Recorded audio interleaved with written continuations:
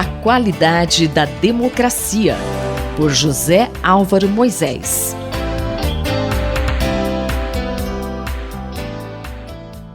Professor Moisés, qual o tema da coluna hoje?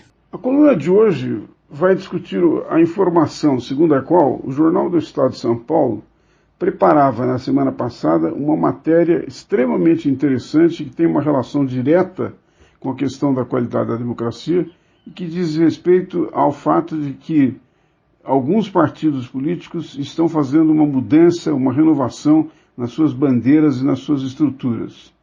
Em realidade, alguns desses partidos estão começando a atualizar as suas mensagens e até mesmo admitir a possibilidade de modificar as suas estruturas, ampliando a possibilidade de participação de seus apoiadores. Os exemplos mais conhecidos, segundo a matéria que o Jornal do Estado de São Paulo preparava, são o do PTB, que num certo sentido fez uma virada conservadora e apoia hoje o presidente Jair Bolsonaro, mas que está fazendo um esforço através das redes sociais com o objetivo de ampliar as suas bases de apoio.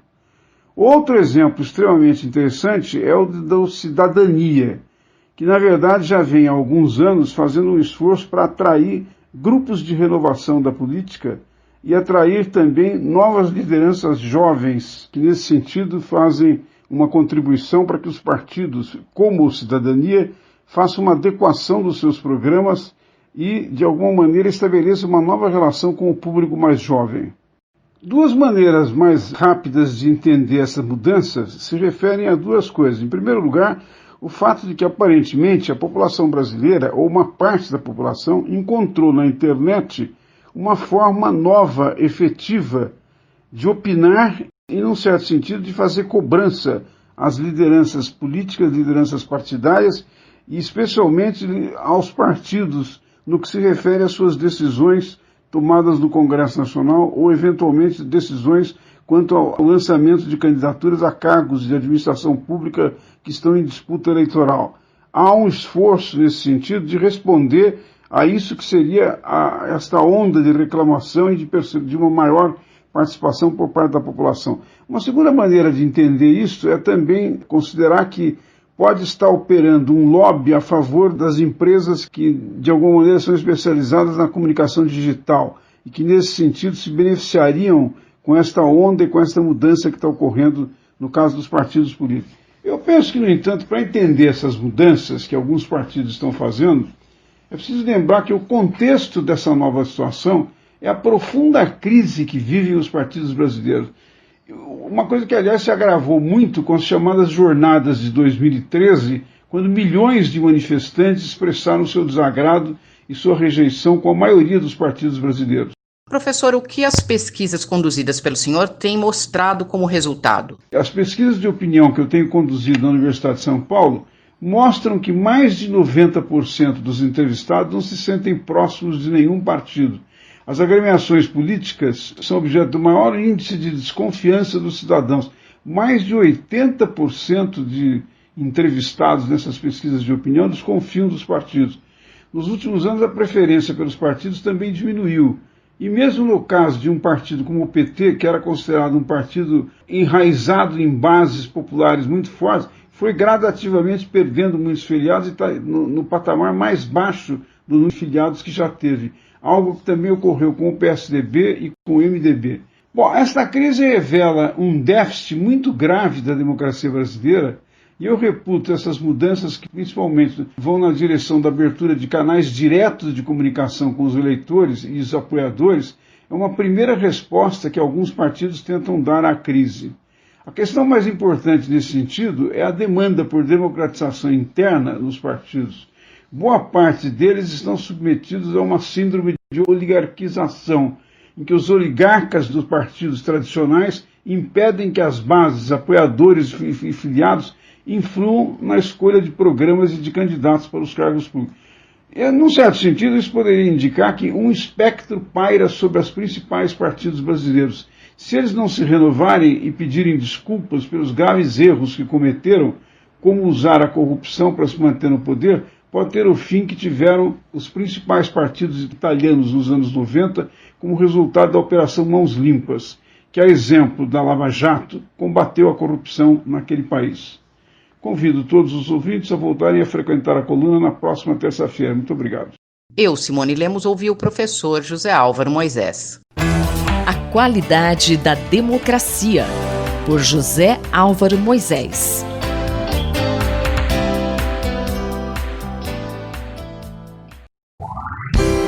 Diplomacia e interesse nacional, pelo embaixador Rubens Barbosa. Você é sempre bem-vindo ao nosso Diplomacia e Interesse Nacional. Tema de hoje, Centro de Defesa e Segurança Nacional. Embaixador, qual o propósito e quais os temas que serão tratados no CDESEM? No dia 8, quinta-feira, começará a funcionar o Centro de Defesa e Segurança Nacional. O centro vai preencher um vazio de discussões da sociedade civil sobre a importância da defesa na definição do lugar do Brasil no mundo. Ao longo do tempo, o CDESEM, Centro de Defesa e Segurança Nacional, vai ajudar a mudar a falta de uma cultura de defesa existente na sociedade brasileira. Por ser um centro independente, apartidário e sem fins lucrativos, a exemplo de muitos outros em países do primeiro mundo, o centro vai ser um think tank voltado para a defesa e segurança nacional com a participação da sociedade brasileira. O centro está sendo apoiado pelo Instituto de Relações Internacionais e Comércio Exterior. O Brasil é uma das 10 maiores economias do mundo, o 5º país de maior território, o 6º de maior população, o 3º de maior fronteira. Nosso país tem no seu destino papel relevante no contexto das relações internacionais. Portanto, a defesa e segurança nacionais não são escolhas, são destino.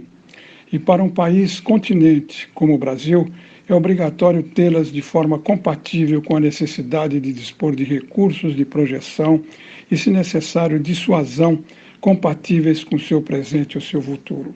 Os trabalhos do centro serão caracterizados pela independência e pluralidade, acima de interesses partidários, ideológicos ou setoriais. Seguindo o modelo de think tanks, o centro tratará de temas relacionados com defesa, segurança nacional e regional, a base industrial de defesa, política nacional de defesa e estratégia nacional de defesa, entre outros. As dimensões da defesa e segurança nacional estão contempladas em diversas áreas, como cibernética, tecnologia, geoestratégia, energia, ambiente, política, entre tantas outras áreas fundamentais para a sobrevivência e existência de uma nação e de sua sociedade. O centro vai buscar trabalhar em conjunto com outras instituições e núcleos de defesa, acadêmicos, empresariais e outros, além de conectar-se com organizações internacionais nessa área. O centro, nesse semestre, apresentará 3 seminários, de forma virtual. Defesa e Segurança Nacional, no próximo dia 8, com a participação dos ministros Nelson Jobim, Raul Jungmann e Sérgio Etchegoyen.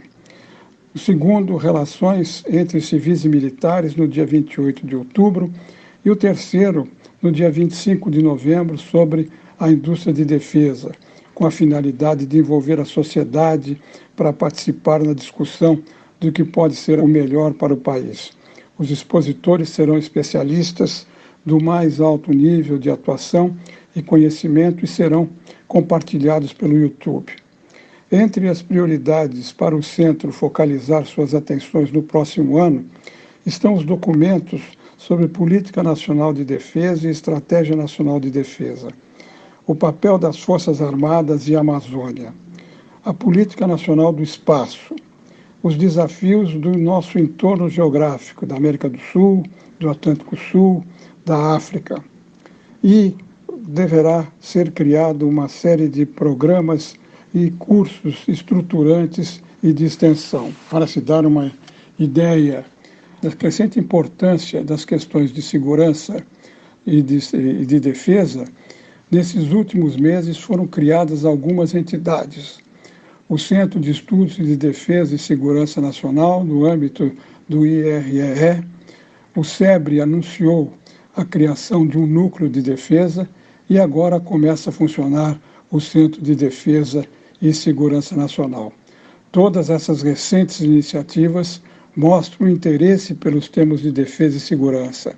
O Centro procurará atuar conjuntamente com essas instituições que já existem no meio universitário, no meio empresarial e outros, e somar esforços para gradualmente criar uma cultura de defesa. Eu sou Mário Santi e conversei com o embaixador Rubens Barbosa. Diplomacia e Interesse Nacional, pelo embaixador Rubens Barbosa.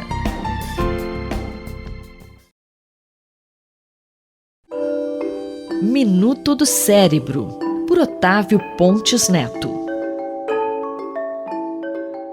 Este mês, no dia 29 de outubro, é comemorado o Dia Mundial do AVC e as campanhas de prevenção da doença já começaram.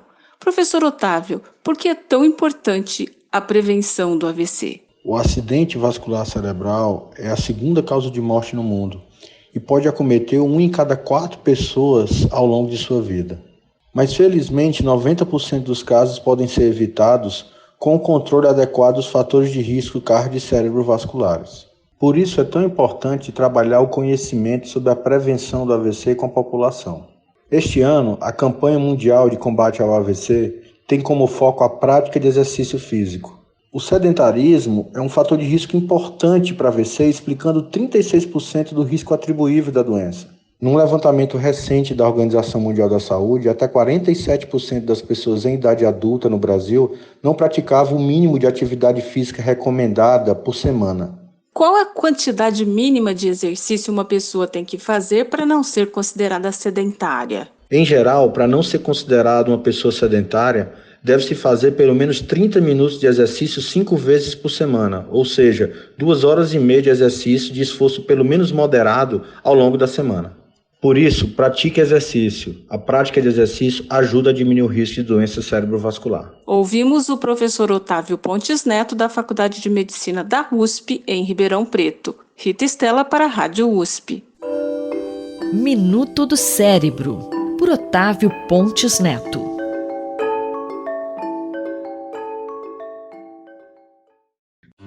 Doutor Bartô e os Doutores da Saúde, com João Paulo Lotufo. Dr. João Paulo Lotufo, os acidentes causados por consumo de bebidas alcoólicas continuam ceifando vidas? Neste fim de semana, mais uma notícia sobre acidentes com morte nas estradas de São Paulo. 4 jovens faleceram e um deles, o quinto, está internado em estado grave. Havia bebida alcoólica dentro do carro.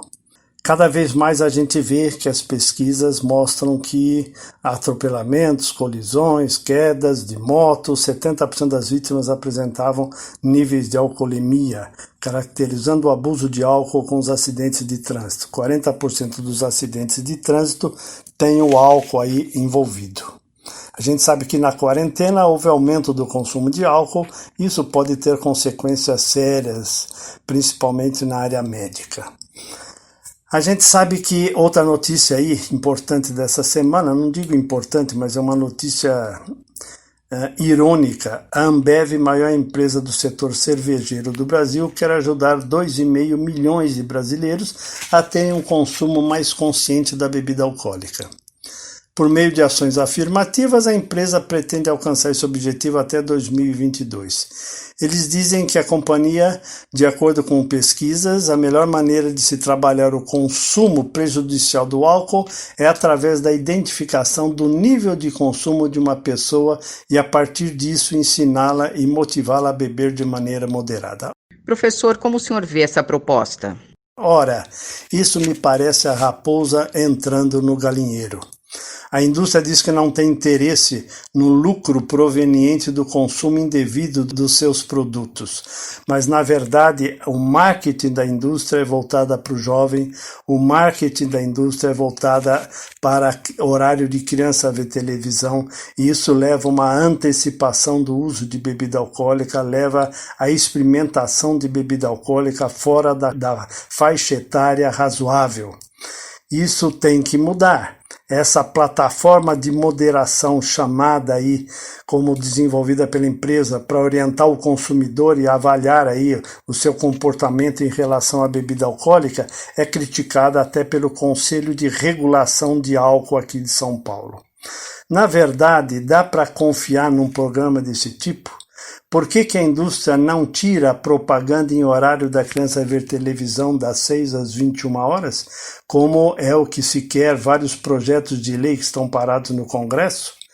Primeiro, fazem as pessoas experimentarem e se iniciarem no álcool para depois criarem um programa para moderar a bebida alcoólica.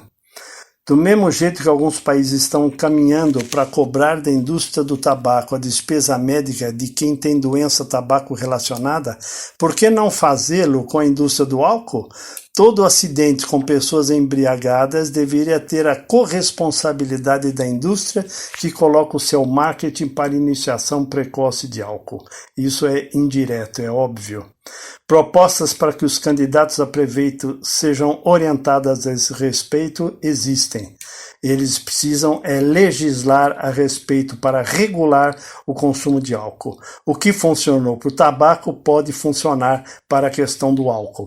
Leis fortes com punição exemplar, retirada da propaganda da mídia, pois incentiva a iniciação precoce e o marketing, corresponsabilidade e programas efetivos de prevenção. É isso que estamos fazendo aqui, discutir o assunto para prevenir.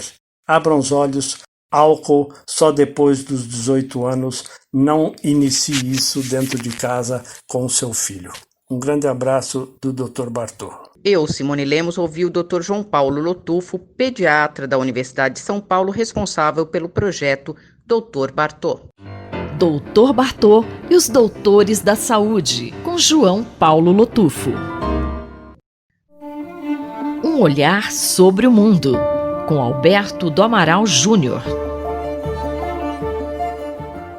Professor Amaral, o senhor analisa essa semana o tema da politização da pandemia. O que ela representa? A politização da pandemia nada mais é do que a utilização política da ciência para fins pessoais e ou eleitorais. O presidente Donald Trump dos Estados Unidos contraiu o coronavírus. Todos desejamos que ele tenha uma pronta e rápida recuperação. Mas esse fato torna muito clara a circunstância de que a politização da pandemia trouxe resultados extremamente negativos nos países que tiveram líderes que a condenaram explicitamente, como foi o caso do Brasil, como foi o caso do Reino Unido e como é o caso dos Estados Unidos. O que significa propriamente a politização da pandemia, que tem sido largamente debatida e discutida desde o início do atual coronavírus? Significa que há hoje no mundo uma crescente tendência de negação da ciência. Essa negação da ciência não se manifestou apenas agora, durante a pandemia do coronavírus, mas ela se manifestou já no ano passado, em alguns anos anteriores, quando vários movimentos anti-vacina, quando vários movimentos que apregou ser a Terra plana, adotam posições extremas em relação às verdades científicas consolidadas graças a pesquisas longamente desenvolvidas. Então nós estamos diante de uma situação altamente perigosa, ou seja, o aparecimento de certos líderes políticos, de lideranças de políticas que contestam as afirmações das elites científicas e acadêmicas. Professor Amaral, por que elas são contestadas? Porque essas afirmações são afirmações que não agradam a tais lideranças, não trazem benefícios a tais lideranças. Essas lideranças consideram que a crença defendida por elas deve ser superior ao conhecimento verdadeiro da ciência. Ou seja, há um embate aqui entre argumentos que não têm necessariamente uma base de verdade e as verdades científicas consolidadas graças à pesquisa e graças ao trabalho intenso de cientistas no interior dos laboratórios. O resultado da pandemia do coronavírus poderia ter sido muito inferior ao que foi em termos de mortes e em termos de infectados, caso certas lideranças políticas tivessem adotado uma postura diversa, tivessem ouvido os cientistas e tivessem, de acordo com as recomendações científicas, adotado medidas para prevenir e para tomar decisões políticas nacionais que tivessem efeitos muito mais radicais e efetivos no combate à pandemia. Todos os países que tiveram grandes surtos de coronavírus foram países que contestaram sistematicamente as verdades científicas. Portanto, o resultado é algo que nos adverte sobre a necessidade, não apenas no caso do coronavírus, mas em relação à política e à ciência nos próximos tempos que se avizinham, a necessidade de nós tomarmos um cuidado especial de separarmos o que é fruto do argumento, o que é devido ao interesse eleitoral de certos candidatos e o que resulta de pesquisas científicas. A ciência tem um trabalho importante e pode ser um instrumento fundamental na elaboração de pesquisas científicas. Quando a política se volta contra a ciência, aí sim nós podemos ter situações catastróficas. Eu, Simone Lemos, ouvi o Dr. Alberto do Amaral Júnior, professor de Direito Internacional da Faculdade de Direito da Universidade de São Paulo. Um olhar sobre o mundo, com Alberto do Amaral Júnior.